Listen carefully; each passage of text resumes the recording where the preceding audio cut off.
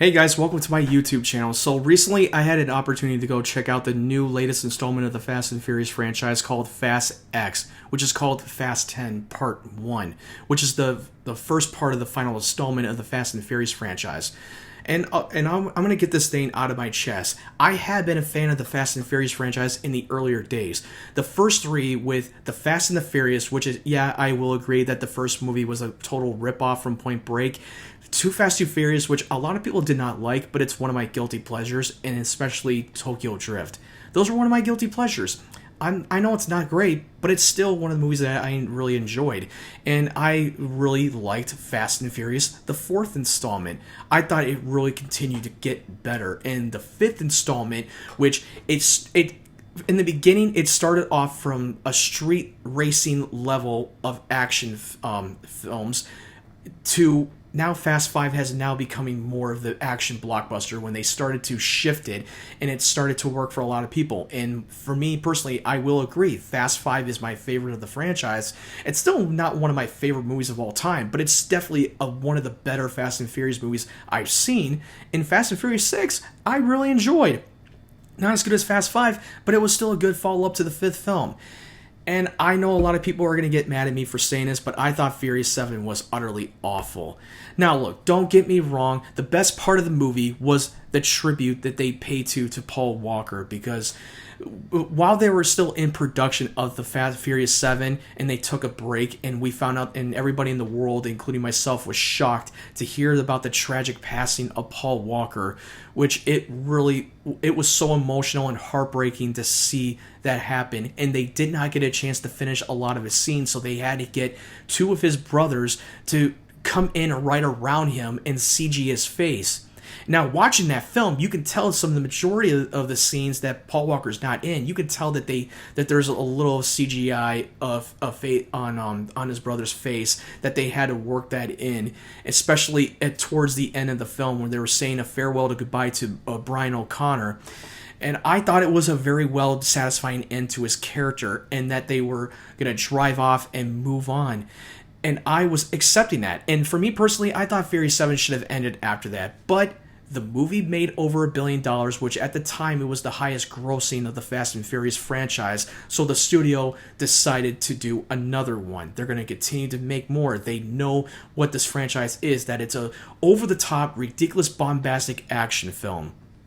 And for me personally, I never cared for another one. I saw the Fate of the Furious, and I thought it got worse after Furious 7. It kept on getting worse and worse. It was some of the ridiculous storylines that they were telling with the relations of Dominic Toretto, him, and all that stuff that has connections to his past that he made enemies with, just wasn't working well for me. And everybody in this movie that we have grown to from the beginning, they started off as a mechanical street racer criminals into superheroes.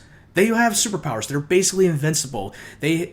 Everybody knows kung fu apparently, which it really took me by surprise when I watched Furious 7 and even the 8th film. And then we got into F9, which to me, it is my least favorite of the franchise. It went way too far with the bombastic action films. They went to space, which apparently Tyrese Gibson's character mentioned it in the previous films, and they actually went there, and it was the dumbest thing that they have ever done. They went away it was them saying to F you to laws of physics. Now, look, I know that there's some action films that they sometimes go far with the laws of physics, and sometimes they're unrealistic at times. But right now, I started to not really care what was going on in the story. The story continued to not work. You're basically seeing them doing the crazy shit that you see them do over and over again. You know what gives them the greatest strength? It is the power of family. The family concept was good at first, but then as they keep continuing to repeat the same cycles over and over again, it just continues to not work, and it became overkill. F9 to me was the worst one they have ever made, and it just did not care what was going on. You really don't get any of the sense that they're in real danger. There's no real stakes. And also, they brought back Han, which he died in Tokyo Drift, and how they brought him back into this franchise did not make any sense. They try to explain it, and they just simply say, just go along with it, even though it doesn't make any sense, but we'll simply just throw that in there in the movie. And I did not care. Now, going into Fast X, which they said that this is supposed to be part one in the final installment of the Fast and Furious franchise, so I already know what I was getting myself into going into this movie. So yeah, I'm a little bit biased, and I already know what this movie is going to be. But now at Fast X, it's really telling the story of Dominic Toretto now facing another enemy that is played by Jason Momoa, who is the son of the drug kingpin from Fast 5. They do show you the flashback of Jason Momoa's character named Dante from his own point of view. And now, after seeing the death of his father, he did a whole 10-year plan of how to take Toretto down and his whole family, who wants him to suffer for what he had done to him and what he has taken from him. Which, to me, I thought they completely retconned it. It was a bunch of plot holes that were thrown into the movie that just did not make any sense. And for some reason, they always had to find another villain that has something tied to Dominic Toretto's past, which to me, it's unnecessary and stupid to me. I mean, why would you need to do that? It just was so ridiculous. But you know what? That's just me. Hey, look, a couple of my favorite parts of the movie was some of the fight scenes. Some of the fight scenes was very impressive. I'm not going to lie, it was. And I thought Jason Momoa's performance was really good. You can tell that Jason Momoa had a lot of fun making this movie. It almost seems to me that he looked like he was trying out for the DC character's Lobo, which he was rumored to do this movie a while back, like months back, and it almost feels like that's what he was trying to approach.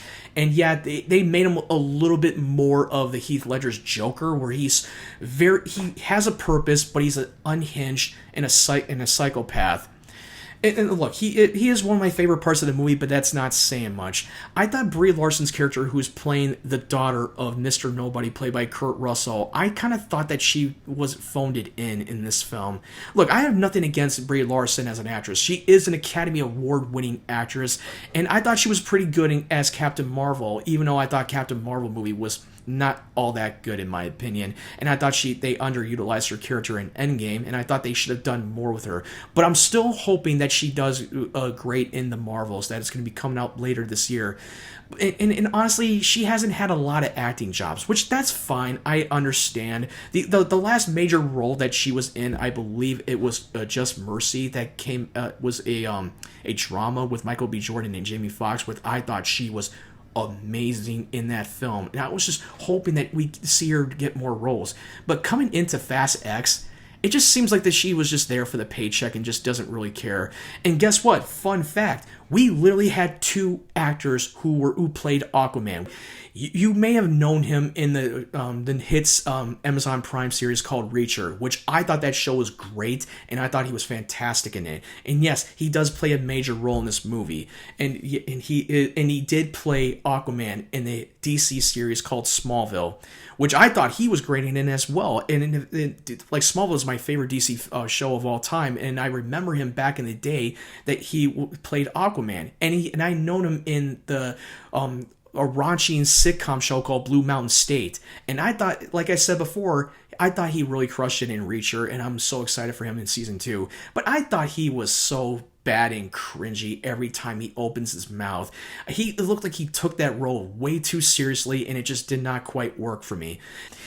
And I kind of feel like that a lot of the characters became very annoying, especially Tyrese Gibson and Ludacris's character just continue to bicker and bitch and moan every time they talk on screen. They are continuing the same cycle over and over again with this whole trio love triangle crap. I mean, it's not a love triangle in this movie, but you get what I'm trying to say. And they threw out another stupid, pointless celebrity cameo that just did not work for me and did not serve the story at all. Overall, the movie just did not work well for me. It is slightly better than F9, but it's not saying much. And also, what really pissed me off is that during the third act, without giving away too much, even though I don't really care for spoilers, I mean, is there really nothing left to spoil at this point? the movie really ends on a cliffhanger when everything shit hits the fan, and they just end it so abruptly, which means you're gonna have to wait about a year or two for the next film for part 2. And I don't even know if they shot part 2 yet. I don't even know if they started. I mean, they could have filmed both of them back to back, and that would make a lot more sense why they would end on a cliffhanger. And there is a mid-credit scene where they show you the surprising character return, which I'm not going to say it because I know people might going to get pissed off if I spoil it, the surprises, even though it doesn't really matter because no character really stays dead in the franchise. And like I said, there's no real stakes. They're doing the whole MCU's fake out death, which you're not going to really get any sense that they're in real danger anymore because they're all invincible.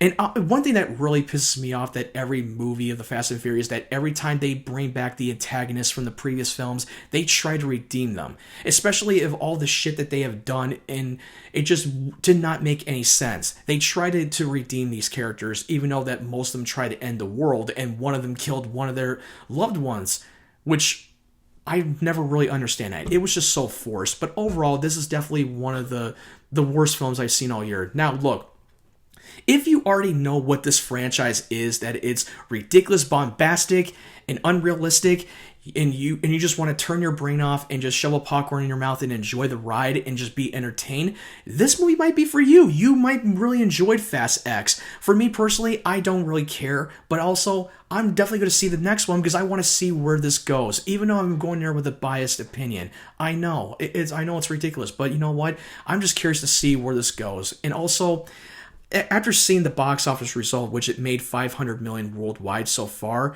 it kind of looks like that they're underperforming, and it's not getting into the $1 billion club or even $700 million or $800 million. It's not reaching the expectations that the studio are hoping for. So, and Vin Diesel and Michelle Rodriguez teased that they are trying to work on the part 3 installment of the franchise of the last one.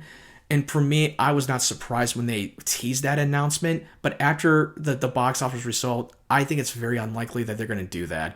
But who knows? A lot can happen. I wouldn't be surprised if they do a part 3. Now, what did you think of this movie, Fast X? Did you really like this movie? Were you very well entertained, even though you know how stupid and ridiculous it is, but you don't care? Or were you on the same boat with me, that you just thought it was terrible and it just really disappointed you?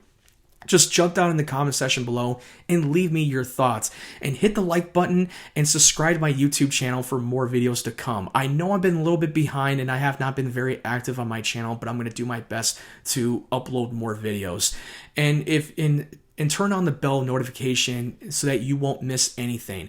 And also follow my social media sites. I am very active on Instagram, TikTok, and Twitter. I'll put the link down in the description down below.